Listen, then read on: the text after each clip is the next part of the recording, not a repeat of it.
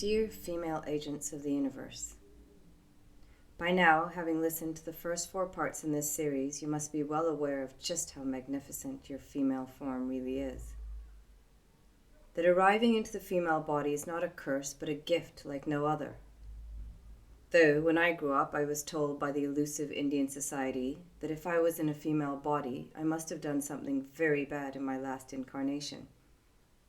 And that was just the beginning of layers and layers of ignorance they would pour over my truth, so it would take me nearly 35 years to find it.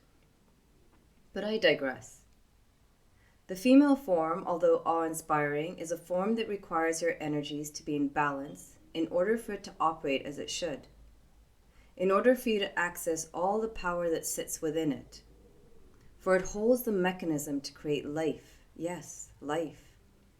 And it only works properly without need of external interference if you, which is intelligent energy, is moving in all your organs and chakras, especially the heart, at a higher frequency, the highest being love. There is a reason when our spirit, our Shen, drops into the female body that it is our feminine energy that dominates, because that is the energy that fuels creation.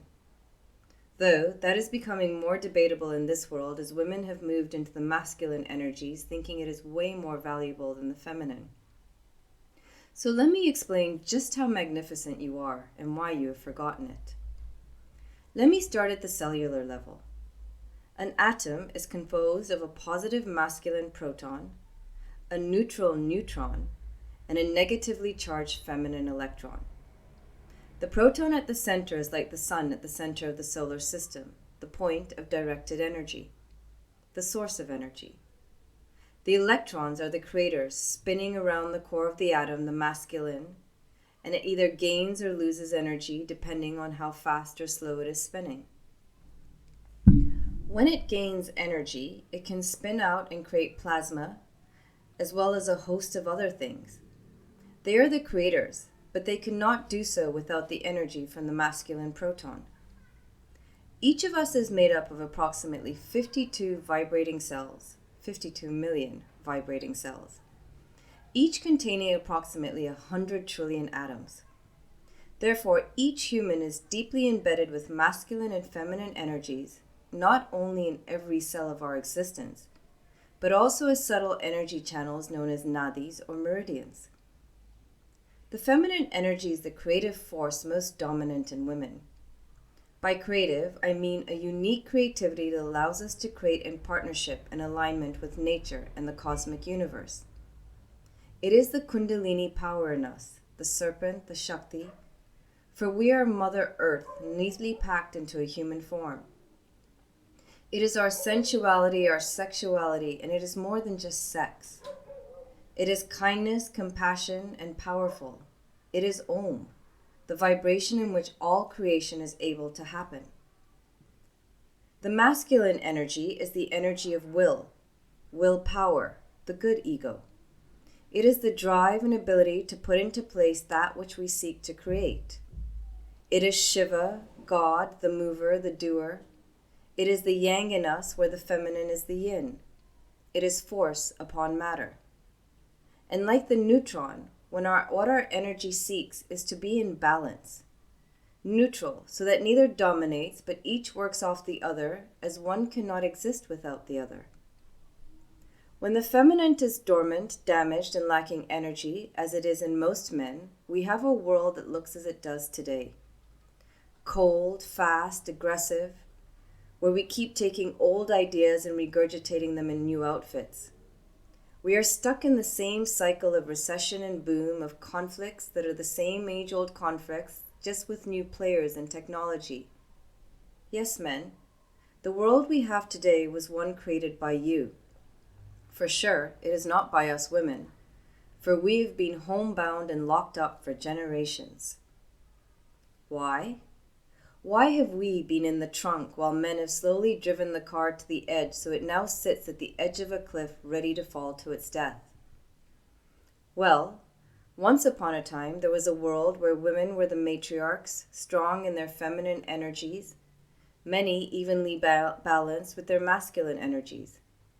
They created kingdoms that were in balance with all of nature, where structures were built along energetic lines so they channeled and moved energy to their inhabitants, just as the heart and kidney do with all of our organs.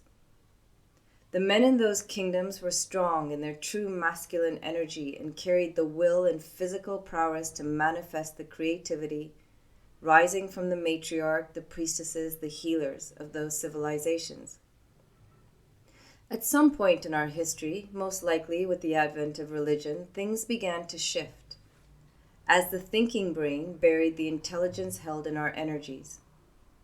In its place rose greed, fear, jealousy, and all the other emotions embedded in the human form.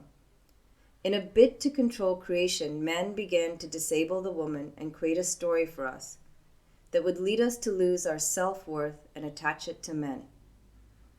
Now remember, what I'm telling you here is just the tip of the iceberg that floats above the surface. There is so much more below that we do not see or know, or I can write here. For here I am giving you the seed, not the tree. The story that was written for us has so many parallel chapters that it is hard to know where to start. First, there was our sexuality. Whereas men were taught through various mediums of information, fathers, mothers, priests, men in power, society, that they were sexual animals by their very instinct, we, women, were told that our instincts were to be submerged and hidden. We were told this by the labels and narratives that were slowly attached to our sexuality. Labels such as loose, prostitute, impure, whore, fallen woman, wanton. Well, I think you get the drift here. Bit by bit, we were told not only that we were to control our own instincts, but we were responsible for controlling men's as well. As if the instinct that existed in men did not exist in us. Of course it did. Desire and pleasure were deeply embedded in us, for how else would we survive and perpetuate the human species? If eating, sleeping, sex, etc. were not pleasurable, or if we did not desire it, then we would never engage in them, and abracadabra, we would opt our species out of this life. So we were taught to hide ourselves in homes, behind hijabs, long skirts, long sleeves, scarves, and so forth. If we were sexually harassed or raped, we were blamed, being told we must have asked for it by not abiding by the cover-up and hiding rules, by going out without a chaperone, by dancing, by being the sensual beings we were.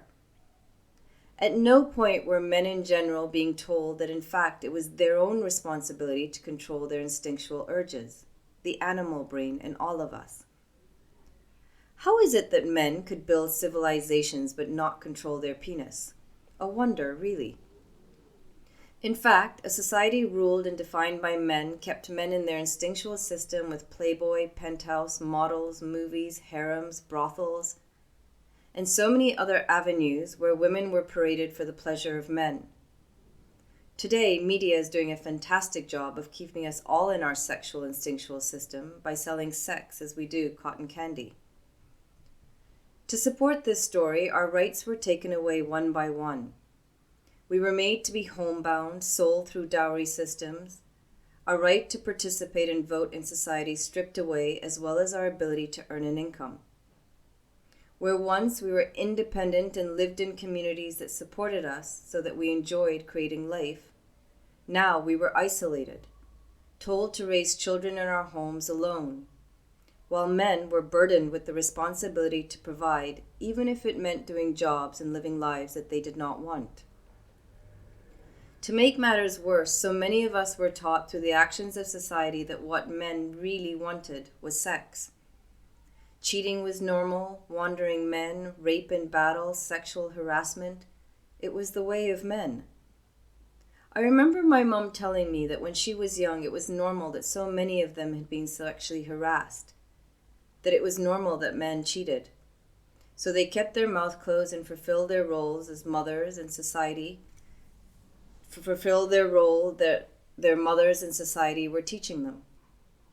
To give sex to their husbands, to have children, to stay home and raise them.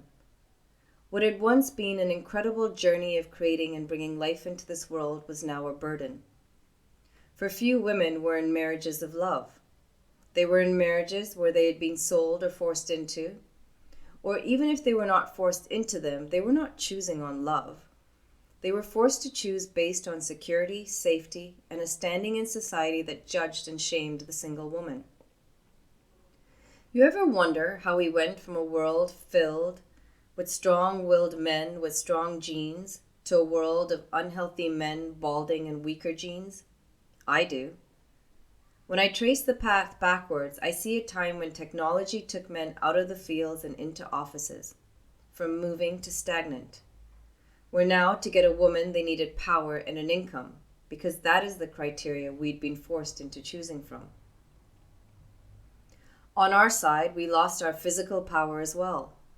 We no longer lived in communities, collected water, worked the fields, built our homes. Instead, we were isolated in our homes, being told it was not our job to provide, made worse by a redefinition of what was beautiful, from large and strong to skinny and waif-like. How shocking and sad it is to me to see women still defining themselves by their external, by makeup, by the superficial, of how we continue to allow others to define our beauty. The loss of community and our ability to provide meant we became more and more isolated, more dependent on our families, brother, fathers, husbands to survive, to procreate. To make matters worse, this new reality pitted woman against woman as we found ourselves competing against each other for our survival. Every story being pushed out of religion and society was tying our self-worth to sex, to men, or both. A story not helped by the fact that it was one often told to us by our mothers. Mothers that favored their boys over their girls because the boys had means to look and provide for them. Whereas in many cultures, especially the Indian one, we were seen as burdens. Items to be passed on from family to in-laws, items that if not controlled would bring shame upon them. The bow on this package handed to us was the systematic dismantling and degrading of the feminine. This was done by defining it as weak, emotional, nagging, bitch, soft, and so forth. When you watch movies, shows, read books, talk to men, the words and stories told around women are never flattering. How we are appeased because otherwise we get emotional and crazy. How we are told yes just to keep the peace. Otherwise we give rise to conflict. How we are lied to because the truth will be too much work to communicate and work through. As if we can't handle the truth, so it must be handled for us. And the masculine? Well, ever sit in awareness of the value we have given to it? Strong, powerful, holders of truth, rational, logical, an endless list of greatness. For so long it has amazed me how our belief systems, religion, laws, customs are all delivered to us by men. I've yet to meet a priest, an imam, a powerful yogi, a Brahmin that is woman. I've yet to meet someone out there that looks as I do. It is no wonder that women no longer want to have children and instead want the lives of men. We are seeking value in ourselves, and we think that behaving like men is how to achieve it. We think behaving like men and living in our masculine energy is freedom. It is not. In fact, by behaving like this, we are deeply harming ourselves. Sexual promiscuity in man or woman is deeply harmful to our bodies on both a physical and energetic level. Moving away from our power, our ability to create, our creativity, our feminine beauty is to show how little self-worth we have. Enlarging our lips, adding eyelashes, reorganizing our external shows just how far we've moved away from our true beauty, which lies within us. So here's the thing. We arrived at a time on this planet when the feminine energy needs to be healed in both ourselves and men, where we women must stop the trajectory we are on, for that flight path will only lead to our further demise. This path of hating men, of wanting to dominate their world, on wanting to be them. We women are powerful, amazing beings. We have the power to create in parallel to men. We should not be seeking to live in a man's world, but in fact should be creating a world that is more in line with the planet, the universe, and our purpose here. to regain our value and not throw our vagina and our energy around like a boomerang. Every orgasm, every deeply unconnected sexual act dumps large amounts of our energy, our chi, our prana, killing us faster. It does not make us the cool girls on the playground. We are not gaining anything from it aside from a fleeting moment of self-worth and plugging an emotional hole in us that will leak later until it floods us with suffering. You have value, women. You have great worth. When you, spirit or consciousness, arrive into the female form, you have arrived in that form for a reason. To be the holders of life and to create a more harmonious, peaceful world. We are the conduits of the universe's desire to create and experience. To raise a child is to change the world. That child does not have to come out of you, nor does it require a nuclear family. In fact, a child that is raised by a community is a healthy child. I never wanted to have children. I did not want the life of my ancestors, handcuffed to a house, isolated in a home, a shadow of a version of myself. I knew that I had arrived here to learn, to experience, that I also had a purpose that would drive my involution and that of this planet. I did not believe raising a child was part of that, but the universe sent me one anyway, just not in the way I expected. It showed me how I can contribute to raising a child as part of a community and still have time for my sadhana and living my purpose that was set up to break the karmas I have come to claim and dissolve. All done in balance, not seeking or focusing on the outcome, but being aware in every moment. To have it all does not mean have a child, put it in daycare, or hand it to a nanny while having a job and flashy things. No, it means simplifying your life so you have time for your child. For a child just needs love and time for the first 7 years and more of its life. But really for the first 7 years, for those are the most important foundational times. It means building a community to help you raise him or her with you, while living your purpose and having time for you. It is possible, for it is my life. Because here is the thing. Only when we women heal our feminine and masculine energies will men begin to heal theirs, and will conflict in our world then transform into peace through balance. Only in healing both of our energies will we stop attracting wounded men, will we learn to speak and know our truth, will we have the confidence to stand up and speak, not from ignorance, but from a deep knowledge that sits within us. Begin to redefine the word feminine to be equated to powerful, communicator, and creative. And as we heal the feminine energy, it will begin to heal in men, because we will help them do it. When this happens, a unique creativity will begin to rise in men, as well as the ability to communicate these unique and compassionate solutions, but more importantly, love. Because the only way to break the karmic cycle of war is for men to activate and heal the feminine energy within them, so they can transform this reality we are confronted with into one that is at peace with the planet and with each other. Because here's the other thing. You divine beings, neither men or women can exist or heal in isolation. Only when we are all in balance, when we become the neutron, will the two energies in us guide us to an enlightened world, where we will have companions in each other, where men and women will be the same but different, where we will create separately but together in that our creations will fit together. So please, I'm humbly asking you, stop slinging hate and anger at each other. Start this journey with kindness to you and to the other. Change the story from one of ignorance to one of truth. Be the first to step up and be the better human. Be the compassionate, loving being that you are. Start by sharing this audio with other women and men. For to know us, men must know our story, just as we must know their story told from a place of awareness. For they too have suffered as well. Their story is no better than ours, just different.